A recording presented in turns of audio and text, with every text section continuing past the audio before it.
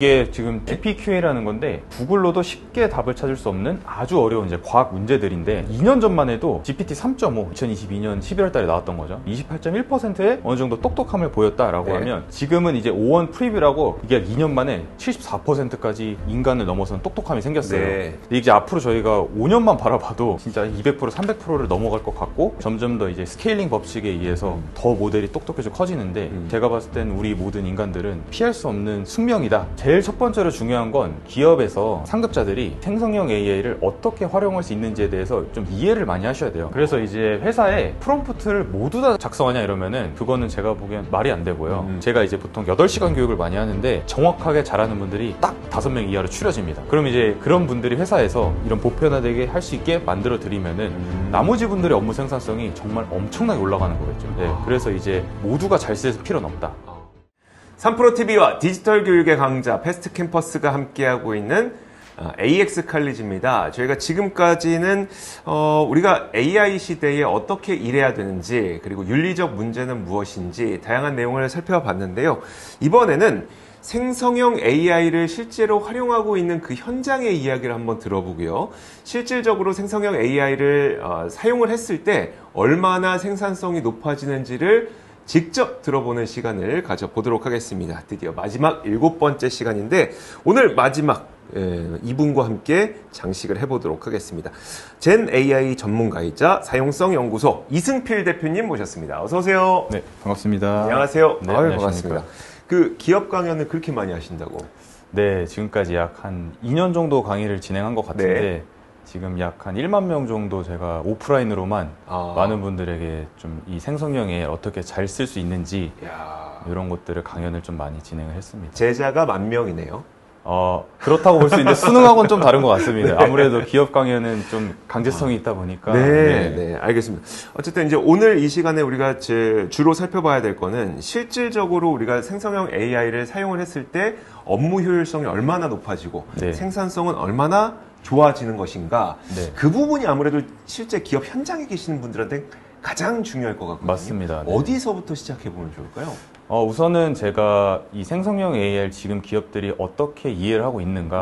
그다음에 아무래도 실제로 소위 말하는 임원진들이 생각하는 기대치와 실무자들의 현장은 좀 많이 달라요. 그래서 이게 AI를 그냥 도입하면 되지라고 생각을 하시지만 사실상 그런 것들을 구축을 해놔도 임직원들은 이거를 그래서 내가 어떻게 쓸 수 있지? 라는 지금 상황입니다. 마치 엑셀이 처음 나왔는데 야, 이게 앞으로 너네 재무제표나 이런 그 돈 관련된 일을 할 때 되게 편리할 거야 라고 딱 알려줬는데 사실 그렇게만 빈칸만 던져 놓은 거고 야 이거 써 라고만 해놓고 이제 이거를 어떻게 쓰는지는 사실 지금 모두가 잘 모르고 있는 현황입니다. 그래서 얼마나 활용이 되고 있어요 그러면?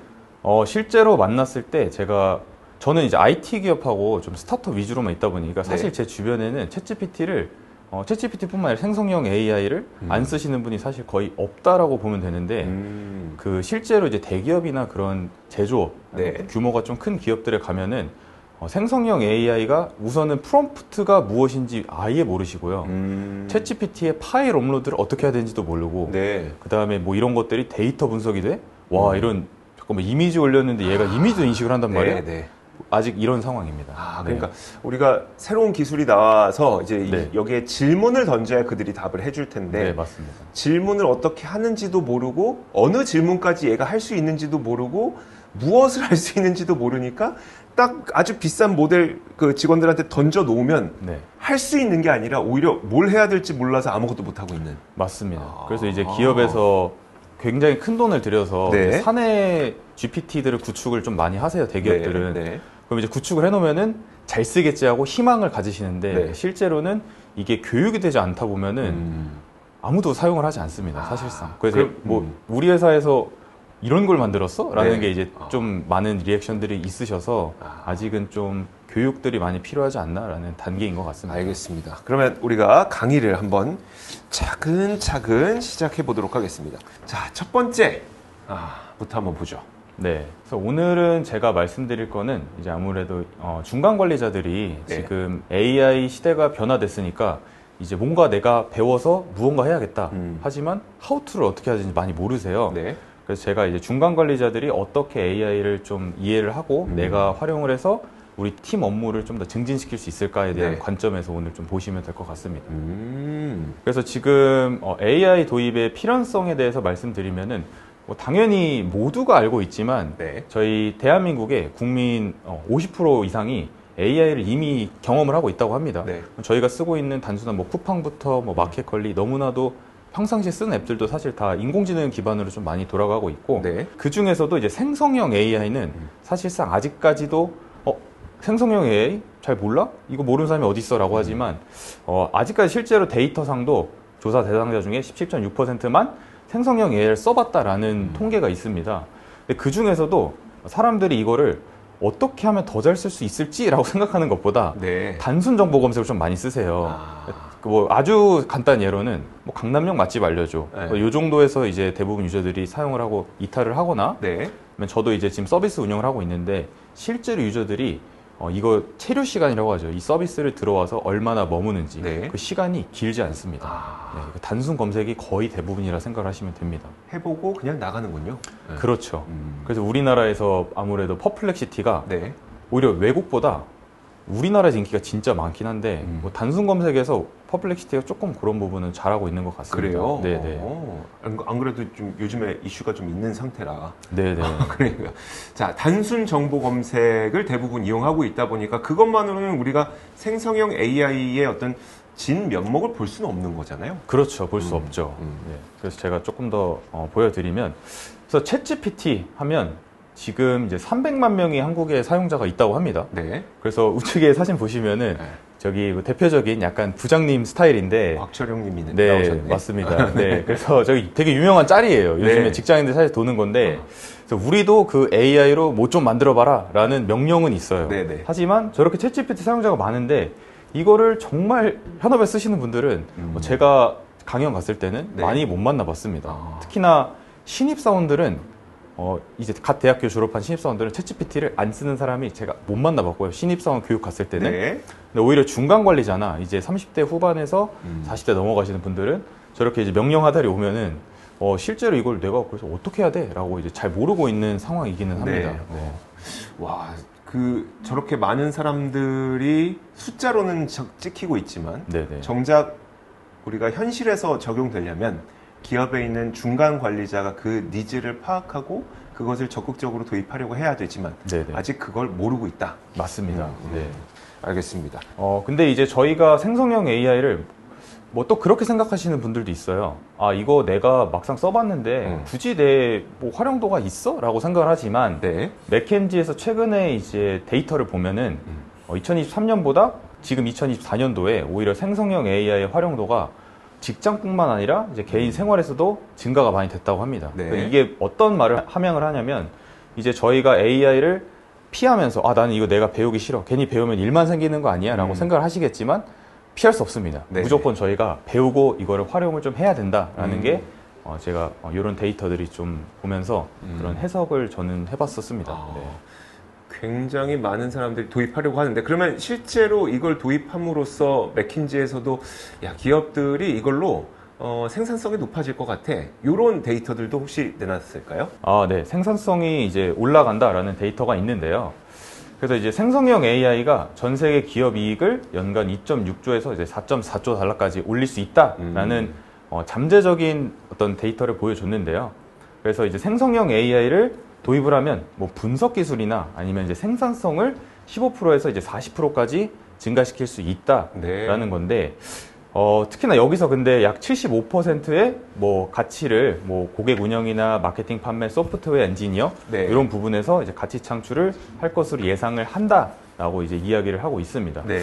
여기서 제가 또 추가적으로 첨언을 드리자면 제가 현장에서 느꼈던 거는 과연 이게 그러니까 임원분들은 좋아, 우리 AI 도입을 하자라고 이제 의사결정을 하기 전에 네. 먼저 이제 중간 관리자나 아니면은 뭐 조금 더 상급자들이 네. 이제 보고서를 작성을 해서 우리 이런 거 해봅시다 하고 상부에 올리잖아요. 네. 그러면은 첫 번째로 나온 질문이 ROI 측면에서는 아직까지 이걸 좋아, 15% 40% 올리잖아. 네. 근데 우리가 이거 갖다가 뭘 어떻게 측정할 건데가 아직은 좀 불분명해서 네. 좀 그 측정에 관련돼서는 아직 지표를 어떻게 세워야겠다라는 그런 기준점들이 좀 많이 없는 것 같기는 해요. 예를 들어서 챗GPT를 전사에 도입을 했어요. 네. 그러면 이제 업무 효율성이 오를 겁니다 라고 이야기는 하지만 그러면 이거를 써서 업무 시간을 줄여서 빨리 퇴근하는 게 우리의 과연 효율성이야? 네. 아니면 뭐 그러면 10개 일을 할 거를 15개 더 하는 게 업무 효율성을 증진시키는 거야? 이게 도대체 그럼 뭐를 증진시킬 수 있는데 정확한 데이터를 가져와 봐. 네. 그런 질문을 던지면 네. 아직 답변을 정확히 할 수는 없는 상황인 것 같습니다. 그러면 지금 예상되고 있는, 그러니까 아직 어느 누구도 기준을 못 세웠다는 겁니까? 아니면 모른다는 겁니까? 제가 보기에는 일단은 할 기업들은 먼저 해보면서 네. 좀 상황을 지켜보고 있지 않나라는 생각을 들고, 특히나 우리나라 이제 산업 구조는 아무래도 큰 기업에서 네. 이런 선사례를 먼저 해 놓으면 조금 기다렸다가 따라가는 경향이 많이 있다 보니까 네. 다들 좀 정말 돈이 많지 않은 기업 이상은 좀 대기하고 있는 상태인 것 같습니다. 많이. 그럼 중간 관리자분들이 이런 반응들이 좀 많습니까? 그러니까 이게 우리도 도입하면 좋을 것 같긴 한데 지금 당장 그게 ROI를 얼마나 증진시켜 줄지 몰라서 위에 보고할 수가 없습니다. 그럴 수도 있는데 네. 사실상 중간 관리자분들이 이거를 어떻게 써야 되는지조차 잘 모르는 게 현실입니다. 네. 그러니까 왜냐면은 이제 네. 중간 관리자급 되면은 내가 퇴근해서 아이도 봐야 하고 네. 뭐 이제 가정도 챙겨야 되고 또한 이제 보고서를 또 많이 작성하시잖아요. 네. 그러다 보니까 자기 개발을 하면서까지 막 이런 프롬프트 엔지니어링이나 막 생성형 AI 툴들을 배우면서 뭘 해보고 하기가 현실적으로 좀 많이 불가능합니다. 네. 그렇군요. 근데 꼭 필요한 건 맞죠? 그렇죠. 이게 지금 이 장표를 보시면은 네. GPQA라는 건데 이게 이제 구글로도 쉽게 답을 찾을 수 없는 아주 어려운 이제 과학 문제들인데 네. 내가 최소한 이제 PhD 지식을 갖고 있어야만 알 수 있는 답변들이 있잖아요. 네. 약 2년 전만 해도 GPT 3.5 이제 2022년 11월 달에 나왔던 거죠. 저게 보시면 28.1%의 어느 정도 똑똑함을 보였다라고 네. 하면 지금은 이제 O1 프리뷰라고 가장 최근에 나온 모델인데 이게 약 2년 만에 74%까지 얘가 굉장히 인간을 넘어선 똑똑함이 생겼어요. 네.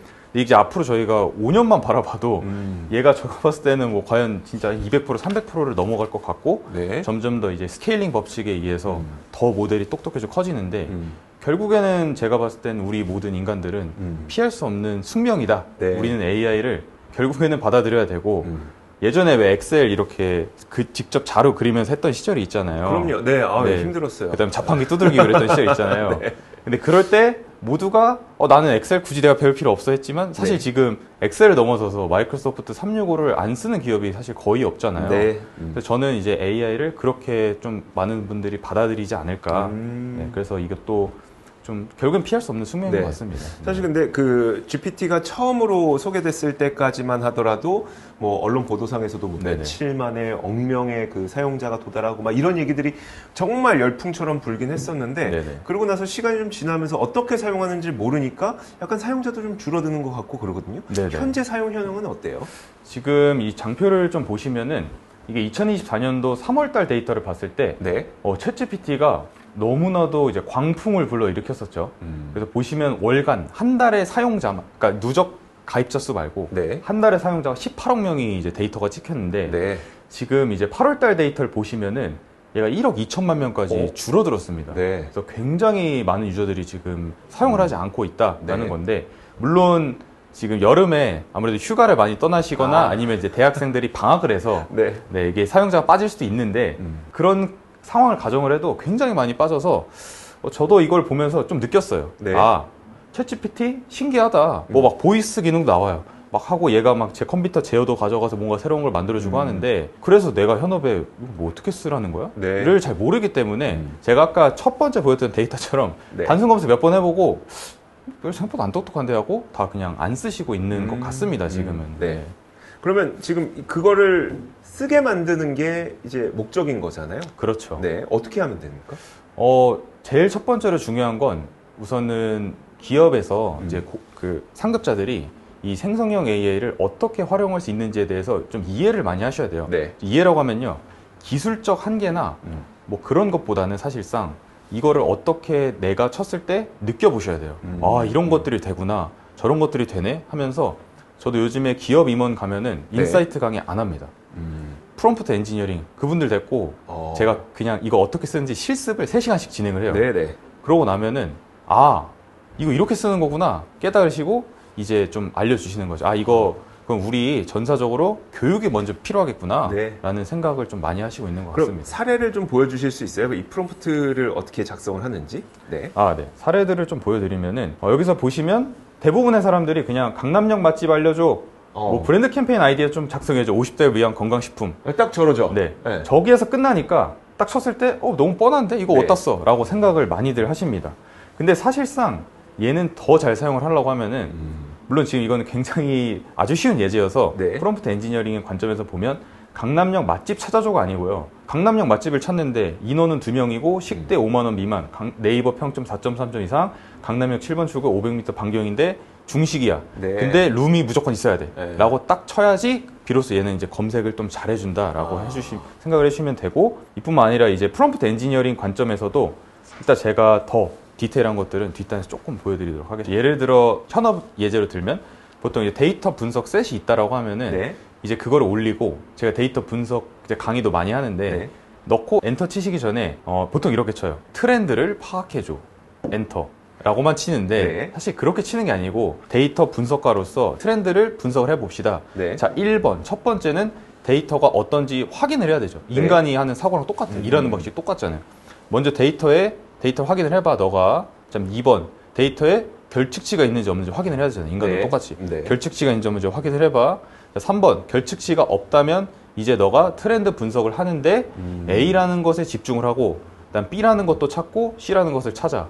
자, 그 다음에 너가 데이터 트렌드를 찾아와서 분석을 했다고 하면 네. 이 분석한 데이터를 다시 한번 재검증해봐. 왜 저희 수학 문제 풀 때 네. 확실해? 라고 하면은 그쵸. 저희가 이러면서 다시 풀잖아요. 네. 다시 한번 보고 하잖아요. 똑같이 얘한테도 그렇게 시키는 거예요. 그래서 이게 나오면 마지막에 자, 좋아. 너가 그럼 지금까지 했던 모든 내용을 정리를 해서 보고서로 써줘. 네. 라고 쳐야 실제로 데이터 분석의 보고서가 나오는 형식입니다. 특히나 이제 요 데이터를 보시면은 그 임원진들과 이제 실무진 간에 뭔가 자기가 AI 명령이 왔으니까 AI를 네. 뭔가 해야 되는데 이거를 어떤 툴을 적시에 어떻게 활용을 해서 우리가 이 문제를 해결해야겠다라는 이 프로세스 띵킹 이게 좀 아직은 많은 분들이 어려워하지 않나. 그러니까 이 문제 이거로 해결하면 돼. 이 문제 내가 나왔어. 이렇게 해결하면 돼. 업무 지시를 해도 자, 이 툴을 이용을 해서 우리가 이렇게 해결해 봅시다. 네. 그거를 이제 명확하게 좀 아직은 잘 알지 못하니 이런 것들도 AI를 좀 공부를 많이 하셔야 되긴 합니다. 네. 자, 그러면 저희가 더 넘어가기에 앞서서 그럼 기업 강연 워낙 많이 다니시니까 네네. 보면은 중간 관리자분들께서도 이거 인공지능을 좀 잘 활용하시는, 그러니까 프롬프트를 잘 하시는 분이 있을 거고 네네. 못 하시는 분이 있을 것 같거든요. 네네. 근데 그 격차가 왠지 되게 클 것 같아요. 혹시 맞습니다. 잘하는 분, 못하는 분 사례가 좀 있을까요? 네. 우선은 제가 봤을 때는 저만의 통계를 봤을 때 네. 우선은 첫 번째로 문과 출신 여성분들이 사무직분들이 잘하시고요. 근데 사무직에서도 단순 숫자를 만지시는 분들보다는 네. 평소에도 보고서 많이 쓰고 이메일, 그러니까 출근해서 퇴근할 때까지 이메일만 보고 보고서 쓰고 원래 글을 많이 쓰시는 분들은 잘하세요. 네. 근데 좀 아무래도 영업이나 뭐 현장을 뛰시거나 특히나 엔지니어링 분들은 네. 사고를 글로 잘 작성한다가 좀 어려워하세요, 이거를. 왜냐면 평소에 글을 많이 안 쓰니까. 네네. 그래서 이제 좀 그 격차가 많이 납니다. 네. 그러면 우리 이렇게 하시죠. 네네네. 일반적으로 잘못하고 있는 거. 네네. 그것부터 먼저 한번 볼까요? 네, 알겠습니다. 자, 여기 보시면은 이제 제가 원래 프롬프트랑 친숙하기라는 이런 그 실습들을 진행을 하는데 네. 이제 그 대표적인 사례가 소설 쓰기를 먼저 해봐요, 제가. 그때 제가 주제를 드려요. 네. 24시간 동안 뭐 동물로 살아가야 된다면은 그런 소설을 써봐라 라는 제가 주제를 던져드리고 물론 앞단에 프롬프트 엔지니어링 교육을 제가 2시간 정도 해드려요. 네. 그러고 나서 이제 실습을 이렇게 진행을 하면은 이게 이제 굉장히 전형적인 사례입니다. 보시면 24시간 동안 살아야 되는 소설을 씁니다. 한글로 답해주세요. 등장인물은 어떻게 좀 했으면 좋겠고요. 네. 이런 식으로 이제 글을 작성을 해 나가십니다. 네. 그다음에 갈등 요소 추가, 뭔가 추가해 주세요. 자, 이런 식으로 치는데 사실상 AI한테 명령을 더 잘하려고 하면은 네. 요분이 이제 가장 베스트 케이스였었습니다. 네. 자, 본인이 어떤 일을 원하는지 정확하게 치고요. 가족곰 이야기인데 나 흥미롭게 소설을 쓰려고 한다. 네. 자, 그럼 이거를 단순하게 아까처럼 소설 써줘로 하면 어떤 소설을 어떻게 재밌게 장르가 없잖아요. 네. 목적성을 정확하게 쳐야 돼요. 독자가 몰입할 수 있도록 라는 단어를 치면 네. 얘가 몰입할 수 있는 단어들을 가져와요. 챗GPT가. 네. 그러면서 탄탄한 스토리 라인과 매력적인 캐릭터. 그냥 단순한 캐릭터 하면은 너무 뻔한 아기곰이 나오겠죠. 네. 아기곰, 아빠곰. 근데 매력적이라고 하면요. 네. 얘가 또 그 중간에 트리거 워드라고 네. 딱 들어가면서 더 매력적이게 캐릭터를 좀 더 돋보이게 막 좀 네. 자극적인 단어를 쓴다던가 뭐 그렇게 얘가 좀 더 만들어 주는데 여기서도 스토리도 아까 본인이 어떤 스토리를 쓸지 모르잖아요. 네. 이분은 보시면 어떻게 스토리를 긴장감 있게 유지하고 독자의 호기심을 자극하는 방향으로 이루어지는데 제가 아까 말씀드린 것처럼 결과 자, 아래의 순서대로 소설을 씁시다. 그냥 쓰는 게 아니고 먼저 등장인물을 설정을 해라 너가. 네. 아빠곰, 엄마곰, 아기곰이 온다. 근데 아빠곰도 성격을 줘야겠죠. 아빠곰의. 네, 아빠곰의 성격은 이렇다. 네. 네, 엄마곰의 성격은 이렇고 애기곰의 성격은 이렇다. 자, 그 다음에 갈등 요소를 자 먼저 그런 배경 설정 했으면 자 그럼 우리 이제 갈등 요소를 추가해 보자. 네. 조금 더 극적으로 재밌게 만들어야 되니까. 네. 그럼 이분이 어떤 갈등 요소에 이 컨텍스트를 주는 거예요 AI한테. 네. 그럼 이 안에서 얘가 더 재밌게 자극적으로 만들겠죠. 그다음 마지막 결말. 그래서 결말을 써라 라고 입력을 하면요 얘가 더 재밌는 이런 얘가 그 일대로 시작을 합니다. 이제 이 갈등 요소를 추가를 했으니까 갈등 요소에서 보시면 이 엄마곰의 특징을 나열했는데 그래서 이 엄마곰과 아빠곰의 특징을 기반으로 저런 상황을 얘가 만들어내는 거예요. 네. 등장인물의 지금 어떤 상황과 특징에 대해서 얘가 순서대로 일을 하고 있는 거예요. 네. 그래서 이제 갈등 요소를 얘가 이제 만든 거죠. 저게 네. 저 세팅 값에다가 그 다음에 이제 이 갈등 이야기가 전개가 되죠. 음악극에 대한 이야기가 이제 아까 제가 추상적으로 던졌다면은 네. 이 음악극 이야기를 더 재밌게 풀어내는 거예요. 마지막에 이제 결말을 써라라고 했더니 이렇게 결말 작성해라라고 안 쓰면은 얘가 결말을 안 쓸 수도 있어요. 네. 막 쓰다가 자 더 쓸까요? 이렇게 해도 되고 네. 아니면은 뭐 결말은 작성하지 않고 뭐 2장으로 넘어간다 네. 라고 치면은 그때 넘어갈 때도 얘가 그런 단어를 안 치면은 지가 혼자 생성을 또 해버릴 때가 있는데 네. 여기서 제가 2장으로 넘어갈 때 나에게 허락을 요청한다 라고 A한테 치면요 1장 열심히 써요. 그 다음에 네. 2장으로 자기 마음대로 넘어가지 않고 2장으로 넘어가도 될까요? 물어보면은 뭐 그래 엔터 치면 이제 2장을 또 쭉 쓰고 3장을 쭉 쓰고 이제 그런 형태로 또 얘가 이어집니다. 그래서 이제 결말 작성까지 주고 결국에는 이제 해피하게 무조건 끝나야겠죠. 네네. 그래서 음악극은 아기곰의 가장 빛난 초록 요정이 되었다 이러면서 박수 치고 끝. 네, 이제 요렇게 내가 탄탄하게 프롬프트들을 작성을 하면은 네. 제가 아까 데이터 예시 처음에 보여드렸잖아요. 네. 그게 요 아주 좋은 예제 중에 하나다. 요게 순서대로 내가 뭘 원하는지 하나 디테일하게 작성해서 넣은 결과값이 네. 내가 원하는 대로 예측 가능하게 나오는 거예요. 프롬프트 자체가 시간이 굉장히 오래 걸릴 것 같거든요. 맞아요. 그리고 지금 보면은 프롬프트가 큰 줄기가 있고, 네네. 그러니까 프롬프트를 잘 제시했기 때문에 그걸 소설처럼 잘 쓰긴 했지만 결국 프롬프트랑 결과값을 보면은 프롬프트에다가 단어 몇 개 붙인 정도로밖에 저는 보이지 않거든요. 그럼 혹시 저 프롬프트 작성 자체가 네네. 아예 소설을 쓰는 만큼의 시간을 소비하게 되는 거라면 네네. 이걸로는 우리가 생산성을 진짜 높일 수 있는가에 대한 약간의 의문이 있어서 네네. 어떻습니까? 굉장히 좋은 질문이시고 네. 저도 이 질문을 진짜 굉장히 많이 받았었는데 그래요? 네. 이제 현장에서도 제가 아까 이 소설 쓰기 보시면 저거 뭐 그냥 한 10분이면 쓴 거 아니에요? 하지만 네. 사실 제가 이 실습을 30분을 드려요. 그러면 저거 하나 제대로 된 프롬프트 쓰는데 30분 정도 걸리고요. 네. 근데 이제 진짜로 현업에서 다 같이 쓸만한 프롬프트 있죠. 이게 잘 나온 걸 하나 만들면 이제 오랫동안 많이 쓸 수 있잖아요. 왜 저희가 네. 돌려쓰기 한다고 하듯이 네. 템플릿처럼 쓰는 건데 보통 그 하나 제작하는데 좀 오랜 시간이 걸립니다. 최대는 뭐 진짜 몇 달이 걸릴 수도 있고요. 이게 이 프롬프트가 그럼 쳤을 때 진짜 잘 나오는지 안 나오는지 검증 막 이런 것도 많이 해야 되잖아요. 네. 그래서 말씀하신 것처럼 그래서 과연 이 프롬프트를 작성하는 게 어려워. 그럼 우리가 이거를 굳이 앉아가지고 몇 시간 몇 날 며칠을 이거 쓰는데 시간을 허비를 해야 돼? 네. 라는 생각을 좀 많이 하시는데 그래서 요즘에 클로드나 네. 아니면 이제 오픈AI, 챗GPT 이런 곳에서 프롬프트 자동화들이 많이 나오고 있습니다. 그래서 저희도 그런 페인 포인트를 느껴서 네. 이제 서비스 단에 프롬프트를 자동으로 이제 대충 쳐도 굉장히 잘 나오게 만들어 놓는 그런 프로세스들이 또 있습니다, 따로. 네. 그 다음에 이제 잘 나오면은 내가 이제 거기서 이제 또 인간이 해야 될 거는 걔가 무조건적으로 잘 만들진 않아요. 네. 그럼 얘가 한 60% 정도 완성했다고 하면은 그 시간을 많이 줄일 수 있잖아요. 그렇죠. 그러면 이제 내가 에디팅하고 뭐 하면은 한 2, 30분 정도 더 투자하면 그 좋은 프롬프트가 하나 있다. 네. 라고 하면 앞으로 그 일을 할 때 이 템플릿처럼 꺼내와서 시간을 굉장히 많이 줄일 수 있는 거죠. 네.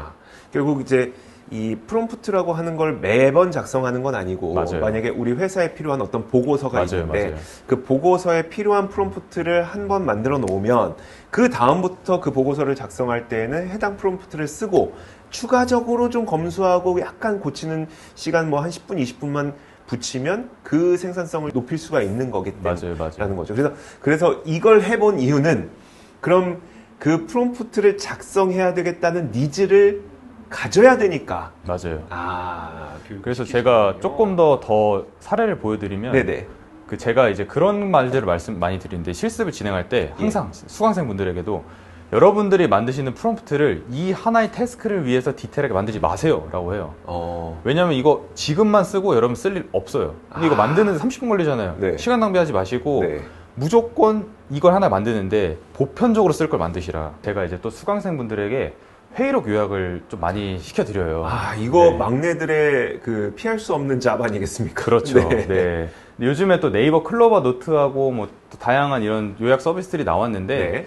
이제 아무래도 내가 원하는 대로 출력 결과를 얻지 못할 수 있는 경향이 많다 보니까 이렇게 조금 더 프롬프트로 커스터마이징하면 되는데 네. 제가 아까 말씀드린 것처럼 프롬프트 작성할 때 좀 더 보편적으로 작성해라 라고 하는 예제 중에 요게 이제 굿 케이스는 아닙니다. 네. 그래서 보시면 이게 이제 국회의 그 어떤 토론인데 약 한 89분짜리예요. 네. 그럼 이제 이거를 네.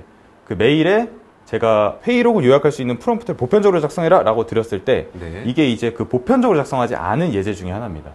왜냐하면 여기서 보면은 이 메일은 국민의 만족도를 높이고 정부 정책 개선에 기여할 수 있는 뭐 이런 통찰 내용들을 포함하라고 하면은 네. 지금 이 회의록 한 개만 하는 거잖아요, 프롬프트를. 네. 그러니까 이건 내가 30분씩 40분씩 열심히 써도 네. 사실상 효율성이 없는 프롬프트입니다. 어. 물론 이 일 하나는 괜찮겠죠? 네. 저희가 AI를 쓸 때 매일매일 쓰는데 네. 이 하나를 위해 쓰진 않잖아요. 그렇죠. 그래서 이게 이제 보편적이게 내가 사용을 한다라고 하면은 네. 이렇게 써볼 수 있는 겁니다. 어떤 회의록을 집어넣어도 네. 이제 내가 원하는 대로 출력을 얻어낼 수 있는 건데 어.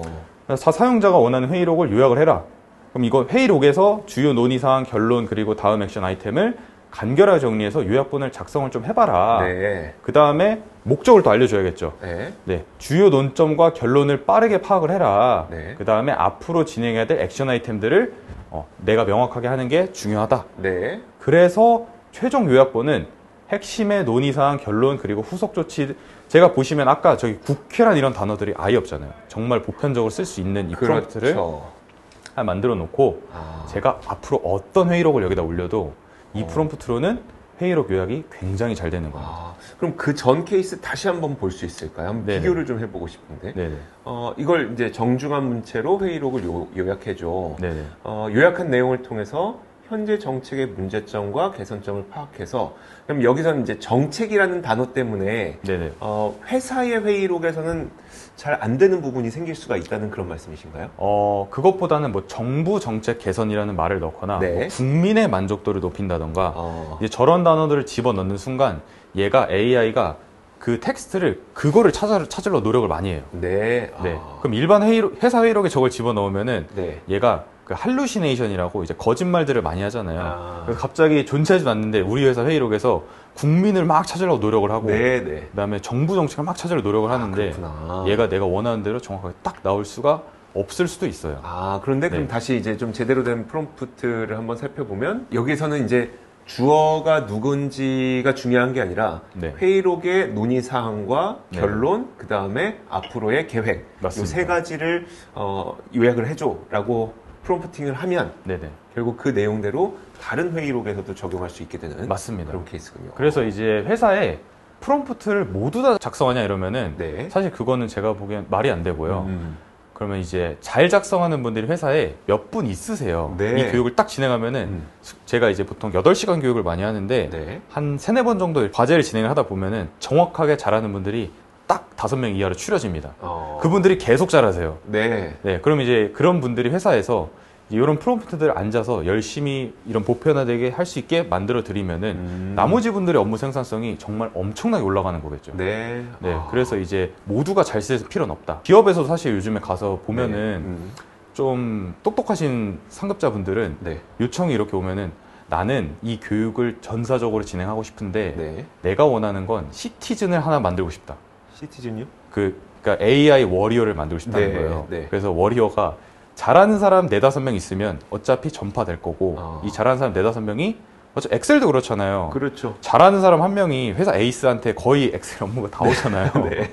약간 비슷한 것 같습니다. 네, 그 그러면 이제 그런 문제점이 있다라고 하면 이 사람이 진단해주고 만들어줘서 이런 프롬프트를 한 명이 작성한 데는 좀 오래 걸릴 수 있지만 네. 그보다 더 많은 인원들은 진짜 편하게 일할 수 있게 되는 그러니까 거죠. 기업을 경영하는 입장이라든지 아니면 실무를 관리하는 중간 관리자 입장에서도 인공지능 시대가 됐기 때문에 모든 직원들이 다 인공지능의 천재가 돼야 됩니다가 아니라 그렇죠. 우리가 필요한 업무에서 효율성을 높일 수 있는 걸 찾고 네, 그 다음에 그 찾은 문제를 해결하기 위한 프롬프트를 할 수 있는 사람을 찾아서 네, 그 두 가지가 하모니를 이뤄서 일할 수 있게만 만들면 네, 네. 100명의 직원이 다 배우지 않아도 효율성은 높아질 수 있다. 맞습니다. 그래서 제가 최근에 되게 재밌는 프로젝트를 하는 문의를 받아서 네. 11월 말부터 진행을 하는데요. 네. 시작은 70명이에요. 네. 사내에서. 네. 일단 전국 단위에서 뽑아. 부산부터 다 올라오세요. 네. 올라온 다음에 70명에서 시작을 한 다음에 약 7주 진행하는데 3주차부터 서바이벌이에요. 네. 그때부터 제가 탈락자를 찾습니다. 야. 프롬프트를 못 치거나 네. AI에 대한 이해도가 없다? 네. 이러면 짐 싸고 가시면 되는. 네. 다음 주부터 이제 안 나오면 되는 거죠. 퇴사는 그분은. 아니니까. 그렇죠.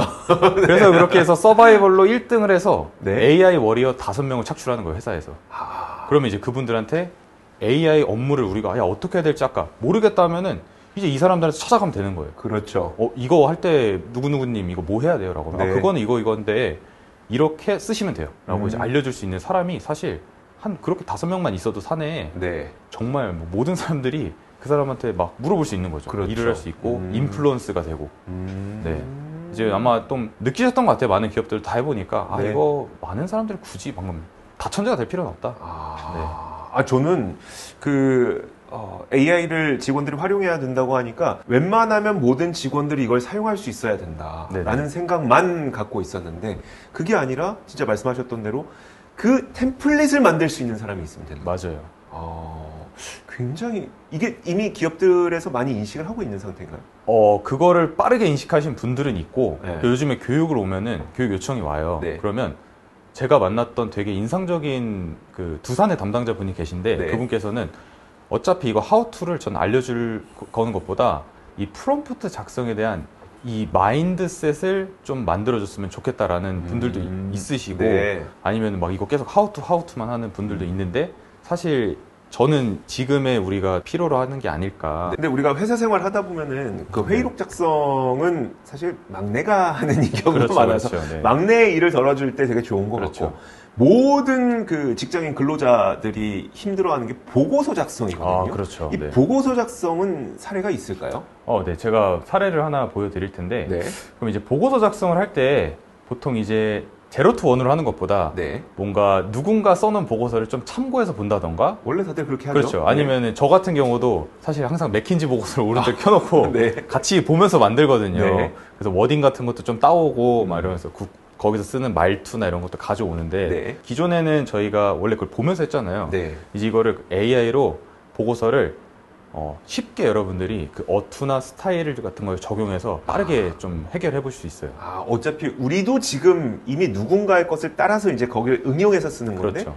인공지능은 그걸 훨씬 잘하겠네요. 그렇죠. 네, 한번 보여주시겠어요? 네, 이제 네. 제가 최근에 또 창업을 하고 이러면서 정부 지원 같은 것들도 쓸 때가 많이 있어요. 네. 근데 저는 아무래도 뭐 스타트업이나 그냥 기존에 이제 회사를 다녔다 보니까 뭔가 이런 정부 스타일로 보고 쓰는 걸 저는 진짜 한 번도 안 해봤어요. 네. 그냥 단순하게 기획이나 뭐 PPT 만드는 건데 이게 되게 저는 그 정부 스타일 보고 쓰는 게 너무 힘들더라고요. 네.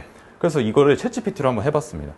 여기 보시면은 그 챗GPT한테 내가 원래 갖고 있던 보고서 스타일 여기다 업로드를 해요. 네. 이게 뭐 보스턴 컨설팅 스타일일 수도 있고 맥켄지 스타일일 수도 있잖아요. 네. 그럼 얘한테 이걸 업로드해요. 그 다음에 먼저 이렇게 써줘라고 하면요. 얘는 못 써요. 이거를 먼저 이해를 하라고 시키는 거예요. AI한테. 신입사원한테도 저희 네, 일 시킬 때 야 이거 보고서 먼저 읽어봐. 네. 이해한 내용 갖고 와. 그렇죠. 라고 하잖아요. 네. 그렇게 이해는 시키는 거예요. 그래서 보시면 보고서 작성 전문가다. 네. 근데 업로드된 보고서의 말투와 스타일을 분석을 해서 그 특성을 반영해서 새로운 보고서를 작성을 해라. 그래서 네. 제가 작업에서 야 업로드된 보고서의 언어 스타일 전문 용어 문장 구조 단락 사실 이게 핵심이잖아요. 네. 이거를 먼저 분석을 해봐 라고 시키는 거예요. 이렇게 네. 써줘가 아니에요. 대부분의 분들이 업로드하고요. 써줘. 그냥 맥킨지 보고서 업로드하고 나 이 보고서 데이터 있거든? 맥켄지 스타일로 써줘. 딱 치면 나오지만 사실 그걸 얘가 말하는 거는 거의 거짓말일 가능성이 높습니다. 네. 그래서 저는 이제 그런 확률을 줄이는 거죠. 그러면 얘가 막 분석을 해요. 정부 스타일에 잘 쓴 보고서예요, 저게. 네. 그러면 얘가 막 이렇게 뭐 빈번하게 등장합니다. 뭐 규정, 개정, 사항 발굴 되게 그 정부에서 쓰는 단어들이 존재합니다. 막 나와요. 그래서 단락은 어떻게 구성되어 있고요. 그 다음에 주요 내용은 번호와 글머리 기호를 썼다. 네. 예, 저희가 이제 정부 항상 쓸 때 네모나 뭐 이런 거 글머리 기호 특수 문자 많이 쓰잖아요. 그렇죠. 예, 그런 것들이 있다라고 얘가 말을 하면은 그 다음에 제가 얘한테 한 번 더 확인을 해보는 거예요. 네. 왜냐하면 AI가 진짜로 이해 못했을 가능성이 꽤나 있거든요. 예. 그러면 저희가 왜 수학 문제 과외할 때 네. 얘 수학 이렇게 막 열심히 알려주고 네. 알려주면 이해했지 이러면은 네 이해했어요. 그다음에 설명해봐 풀어봐 이러면은 못 풀어요. 이러잖아요. 네. 네. 똑같습니다 얘한테도. 그래서 제가 한 번 더 재차 확인을 하는 거예요. 예시로 그래서 어떤 문장들이 있어라고 물어보면 네. 얘가 알려줘요. 그러면서 정확하게 여기 붙임 1 이런 단어들을 쓴다. 네. 예시를 보여드리면 자 이렇게 글을 쓰는 경향을 보입니다. 이 보고서는. 네. 그러면 지금 주입이 완료된 거죠. 정부 정부 스타일이. 제가 유튜브 같은 거 이제 많이 보면 막 보고서 5분 만에 끝내, 10분 만에 끝내서 막 이런 거 있는데 네. 정확하게 말씀드리면 안 되고요. 내가 일주일 동안 보고 쓸 거를 이틀로 줄이는 겁니다. 네. 네.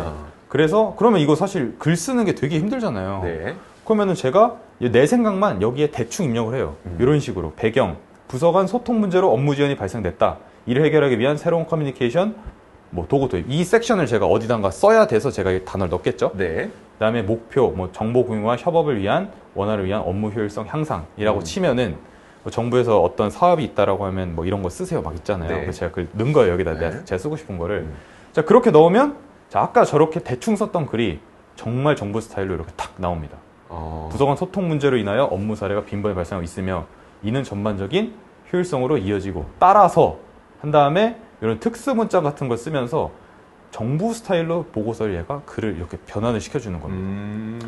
네. 그래서 이제 뭐 선배님들이 써놓은 PPT의 개요를 따라온다던가 네. 아니면은 그 시퀀셜 뭐 순서들이 있잖아요. 그렇죠. 성공했던 뭐 공식들이 네. 있다던가 이제 그런 것들을 얘한테 집어넣어서 이해를 시키고 그러면은 내 PPT도 올릴 수 있어요 여기다가 네. 업로드한 다음에 그러면 내 지금 PPT가 성공했던 이 기획서랑 잘 흐름이 맞는지 체크를 해줘라고 하면 네. 체크를 해주고 그러니까 그런 형식으로 좀 써볼 수가 있는 겁니다. 네. 사실 우리도 어떻게 보면 선배가 작성했던 보고서를 받아서 네, 그 흐름대로 보고서를 작성하고 네네 거기에 이제 알맹이가 바뀌는 거죠. 맞습니다. 그거를 템플릿을 이렇게 만들어 놓으면 굳이 수많은 그 선배들의 보고서를 다 참고하거나 따라 쓰거나 그걸 뭐 일일이 바꾸거나 할 필요 없이 네네 시키면 되는 거네요. 맞습니다. 그런 식으로 적용을 해야 된다. 맞습니다. 기업 실무에서는. 그러네.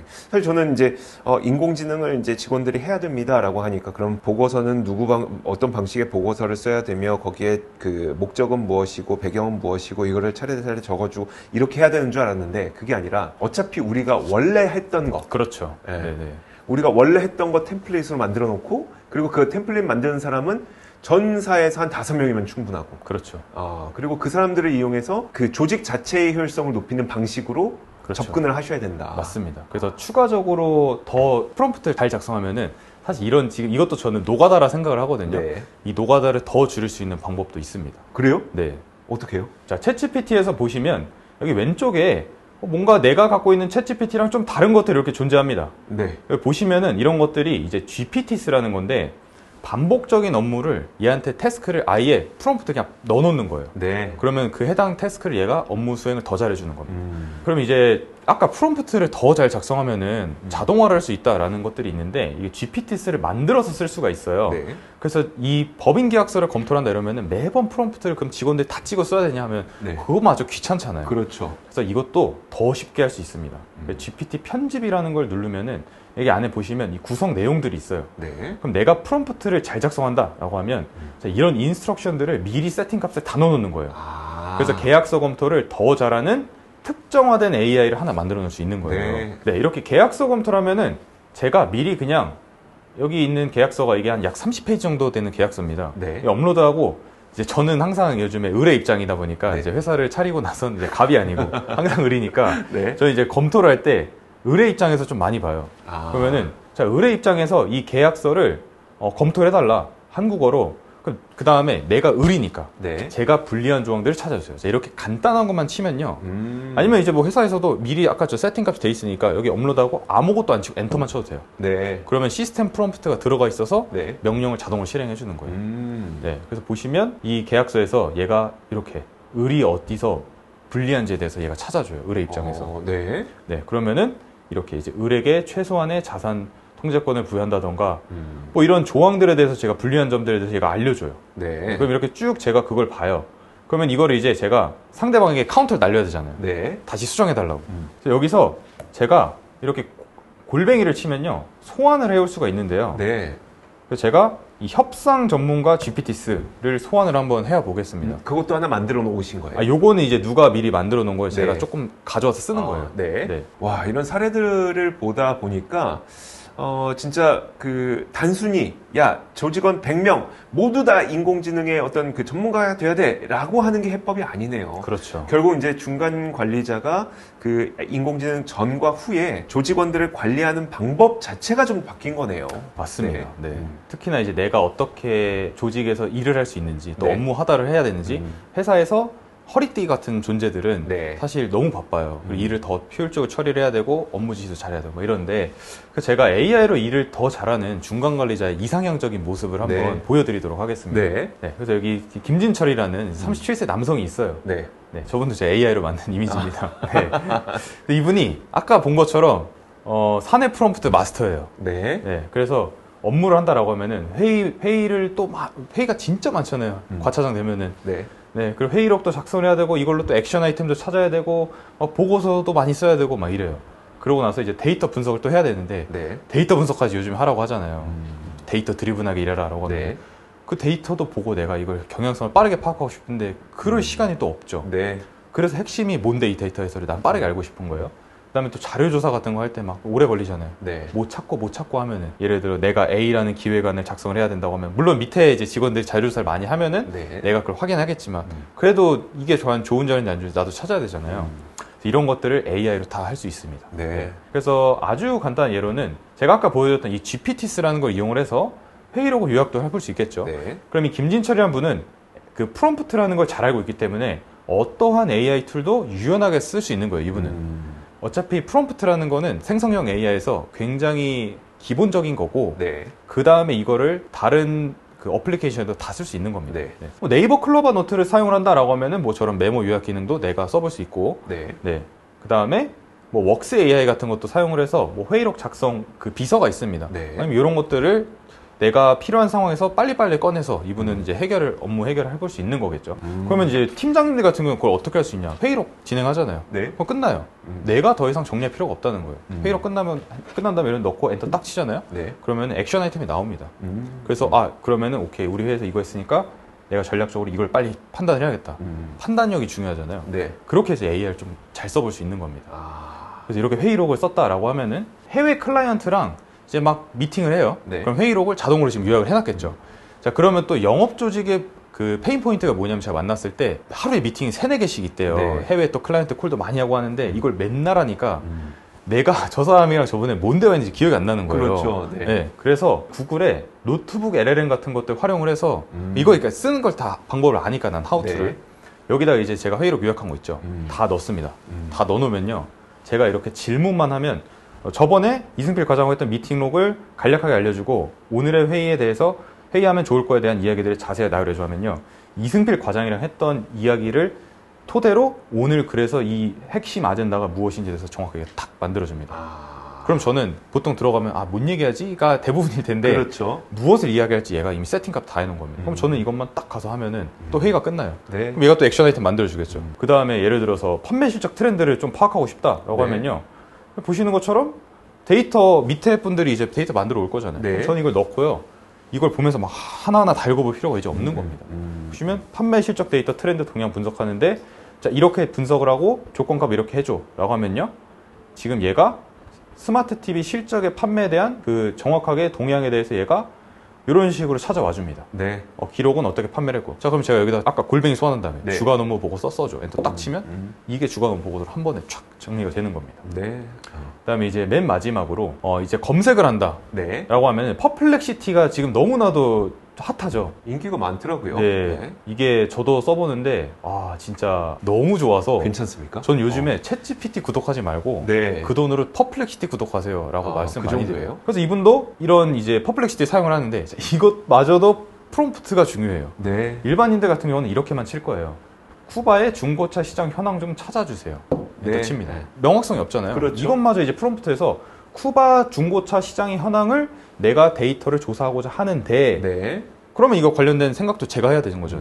현지의 중고차 거래 통계와 시장을 선도하는 대표 기업들을 파악을 해야지 제가 쿠바 그렇죠. 시장에 중고차 그 사업을 하러 들어갈 수가 있는 거죠. 네. 뭐 정치 성향도 알아야 되고.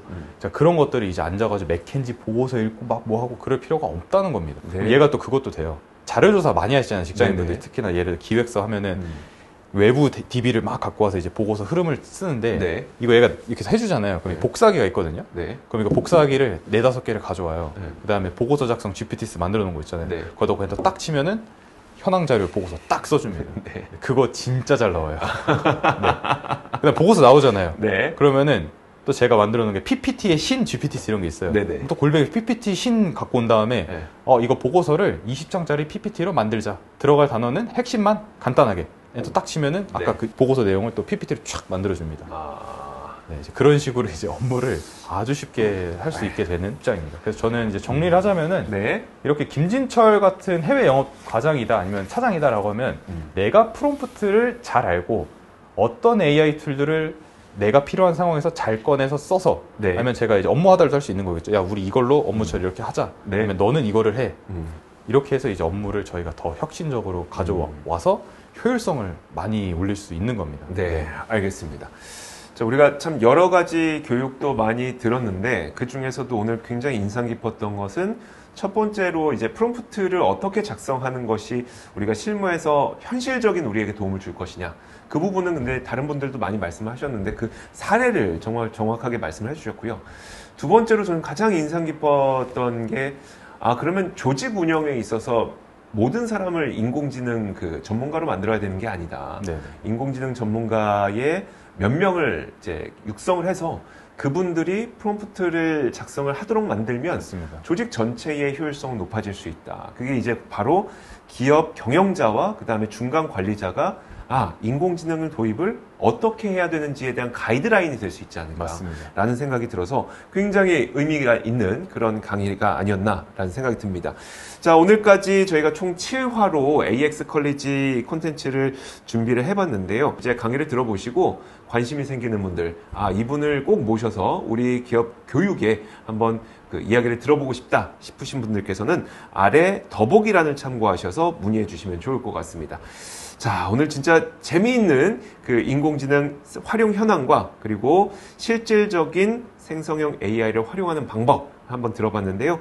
함께 해주신 사용성 연구소 이승필 대표는 여기서 보내드리도록 하겠습니다. 오늘 함께 해주셔서 너무 감사드립니다. 네, 감사합니다.